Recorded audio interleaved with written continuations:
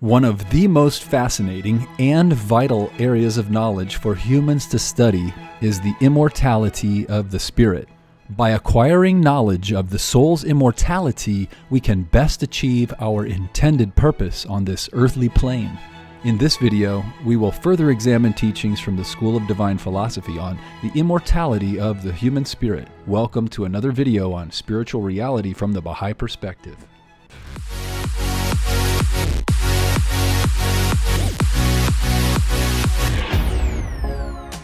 In the last talk, we were discussing the immortality of the spirit.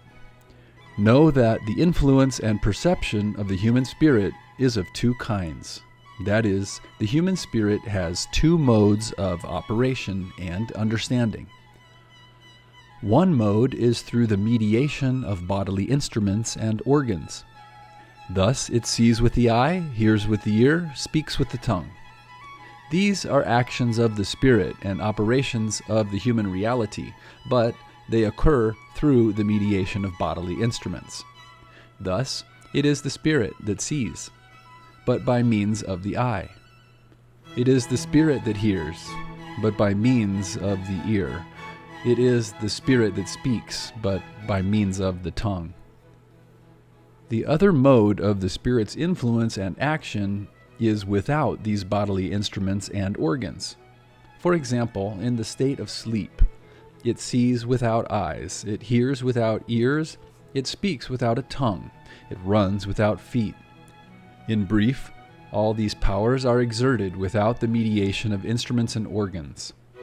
How often it happens that the spirit has a dream in the realm of sleep, whose purport comes to be exactly materialized 2 years hence. Likewise, how often it happens that in the world of dreams, the spirit solves a problem that it could not solve in the realm of wakefulness. Awake, the eye sees only a short distance, but in the realm of dreams, one who is in the east may see the west. Awake, he sees only the present. In sleep, he beholds the future.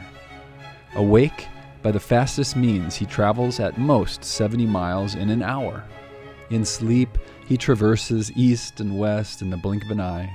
For the spirit has two modes of travel: without means, or spiritual travel, and with means, or material travel, as birds that fly, or as being carried in a vehicle. While asleep, this physical body is as dead. It neither sees nor hears nor feels, and it has neither consciousness nor perception. Its powers are suspended.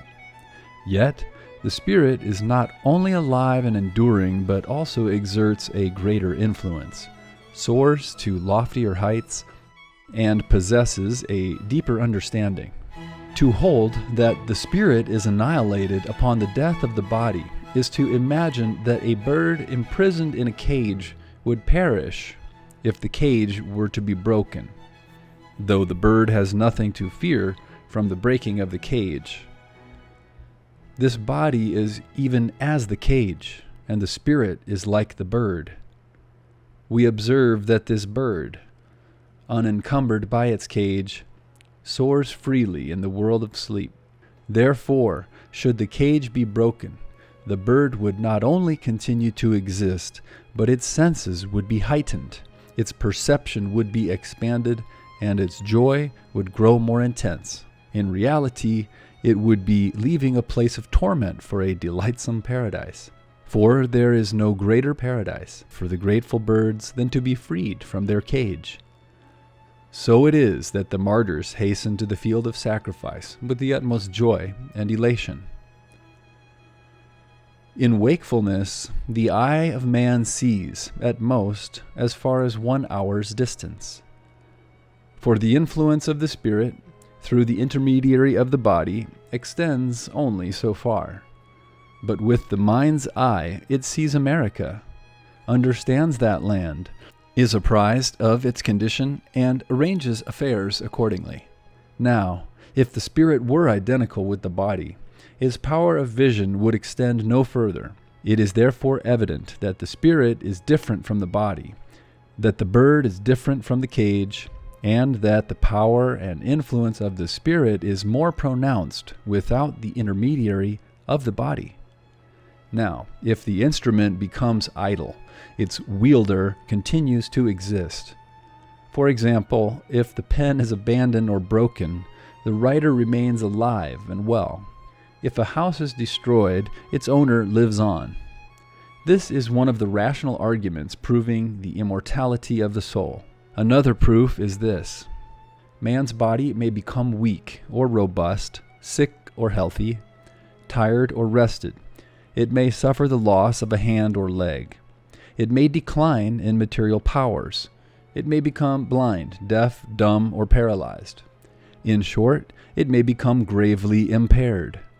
And yet, despite this, the spirit maintains its original condition and spiritual perceptions, suffering no impairment or disruption. But when the body is afflicted with a major illness or calamity, it is deprived of the grace of the spirit, like a mirror that is broken or covered with dust, and that can no longer reflect the light of the sun or manifest its bounty.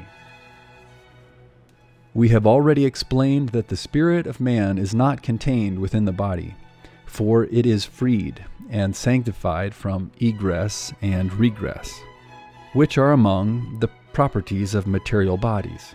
Rather, the connection of the spirit with the body is like that of the sun with the mirror. Briefly, the human spirit is always in one condition.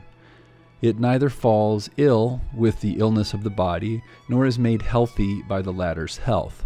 It does not become weak or incapacitated, wretched or downtrodden, diminished or lessened. That is, it suffers no harm or ill effect on account of the infirmities of the body, even if the body were to waste away, or if the hands, feet, and tongue were to be cut off, or if the powers of sight and hearing were to be disrupted. It is therefore evident and established that the spirit is different from the body, and that its immortality is not conditioned upon the latter's, but that the spirit rules supreme in the world of the body, and that its power and influence are as plain and visible as the bounty of the sun in a mirror. But when the mirror is covered with dust or broken, it will be deprived of the rays of the sun.